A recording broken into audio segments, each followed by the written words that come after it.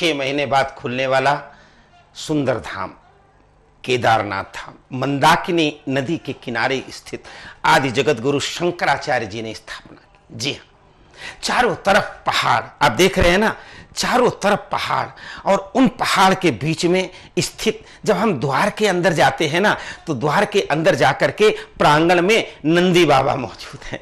नंदी बाबा तो हर जगह आपको मिलेंगे और उन्हीं की प्रार्थना पर वहां जाकर के हमें दर्शन भी होते हैं। गर्भगृह है, चारों तरफ परिक्रमा करने का स्थान है, और परिक्रमा देखिए कितना सुंदर मंदिर सजाया गया। 6 महीने बाद, क्योंकि 6 महीने तक उखी मठ में रहते हैं और वहां पर 6 महीने तक बर्फ जमा रहती है, उनके सुंदर शिव विग्रह को ला करके उखी मठ में स्थापित किया जाता है और वहां से 6 महीने अक्षय तृतीया से पहले ले जाकर के स्थापित करके पट को खोल दिया जाता है।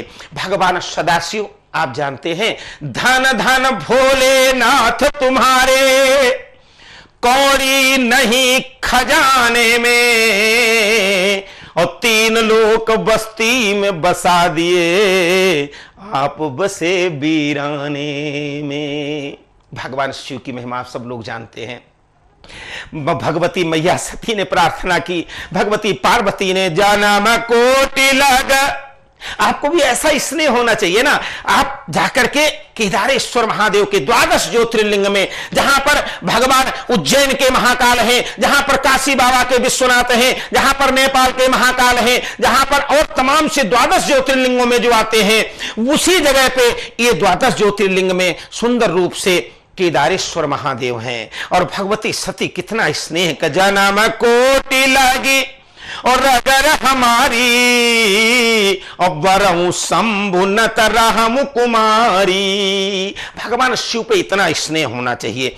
आज के भौतिक जगत में जब हमारा चारों तरफ स्नेह बिखरा हुआ है, कभी पुत्र के प्रति, कभी मां के प्रति, कभी पिता के प्रति, कभी प्रेमिका के प्रति, कभी प्रेमी के प्रति, कभी पुत्रों के प्रति, कभी पुत्रियों के प्रति, ऐसे में उस स्नेह को संजो करके हम कहां बांधे जाकर के। यही तो सती के सामने था कि सब जगह उनका था, लेकिन अंत में मृत्यु के समय दक्ष की यज्ञ में उन्होंने केवल और केवल एक वरदान मांगा, जन्म अंतिम समय में जाकर के कि हम तो केवल अपना असकही जोग अग्नि तनुजारा भय सकल मख हाहाकारा।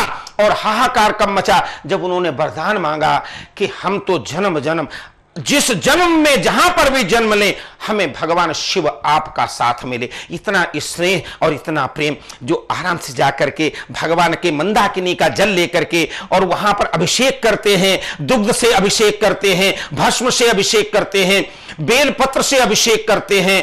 और बेलपत्र से अभिषेक करने के बाद में नागेंद्र हाराय त्रिलोचनाय भस्मांगरागाय महेश्वराय नित्याय शुद्धाय दिगंबराय तस्मै नकाराय नमः शिवाय भगवान शिव का सुंदर रूप से ध्यान करते हैं। ऐसे क्या केदारेश्वर महादेव की महिमा अपरंपार है। आप दर्शन करने के लिए जाए हरिद्वार, ऋषिकेश, रुद्रप्रयाग, इसके बाद में भगवान शिव का द्वार केदारनाथ।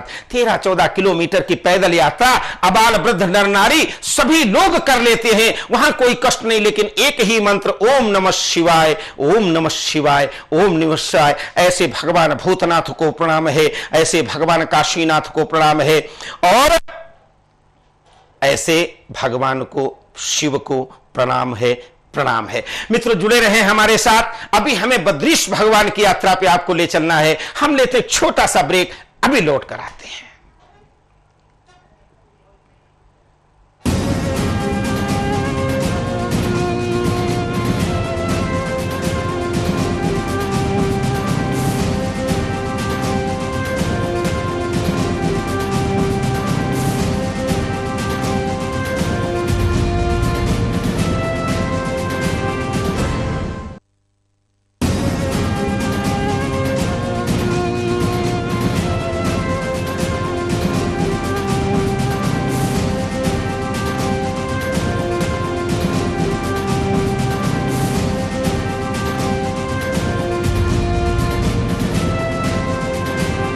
ब्रेक के बाद एक बार फिर आपका स्वागत है। आप देख चुके हैं गंगोत्री की यात्रा, आप देख चुके हैं यमुनोत्री की यात्रा, आप दर्शन कर चुके हैं केदारेश्वर महादेव के। अब दर्शन बद्रीश भगवान, भगवान विष्णु को भी तपस्या करने के लिए मृत्युलोक में आना पड़ा। और जब वो गहन तपस्या कर रहे थे तो भगवती लक्ष्मी बद्री बनकर के, बेर का वृक्ष बनकर के उन पे साया कर रहे थे। इसलिए बद्रीश भगवान, बद्री धाम, और वही नाम लक्ष्मी जी का है। आज जगत गुरु शंकराचार्य जी ने तपस्या की, वेद व्यास जी भगवान ने यहां पर महाभारत, भागवत महापुराण, भगवान गणेश लिखते थे बैठ करके, गजाननम भूतगणादि सेवितम और कपीथ जंबू फल चारु भक्षणम उमासुतम शोक विनाश कार्यकम और नमामि विघ्नेश्वर पाद पंकजम। कौन लिखेगा महाभारत, कौन लिखेगा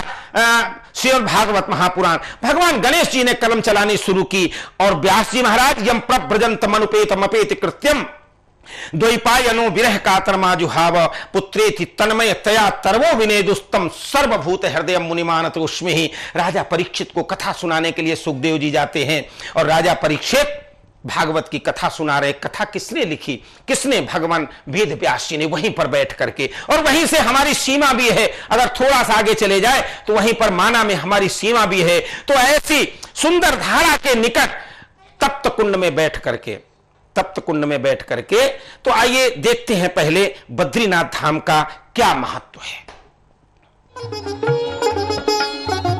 आइए अब हम आपको दर्शन कराते हैं बद्रीनाथ की। देवों की पवित्र भूमि उत्तराखंड के 4 धामों में से एक प्रमुख धाम बद्रीनाथ के कपाट आज आम लोगों के लिए खोल दिए गए हैं। बद्रीनाथ मंदिर, जिसे बद्री नारायण भी कहते हैं, अलकनंदा नदी के किनारे उत्तराखंड राज्य में स्थित है। ये मंदिर भगवान विष्णु के रूप में बद्रीनाथ को समर्पित है। ये मंदिर ऋषिकेश से 294 किलोमीटर की दूरी पर स्थित है। आदि शंकराचार्य ने 9वीं शताब्दी में इसकी स्थापना की थी। बद्रीनाथ 3500 मीटर से भी ज्यादा ऊंचाई पर स्थित है। इसको भगवान विष्णु का स्थान माना जाता है, या ये कहें यहाँ पर विष्णु के विग्रह की पूजा अर्चना की जाती है। ये मंदिर हरिद्वार से 300 किलोमीटर की दूरी पर स्थित है। शीतकाल में बद्रीनाथ से भगवान विष्णु का विग्रह उठाकर उखी मठ में ले जाया जाता है। उखी मठ में भगवान की पूजा आराधना नहीं होती है।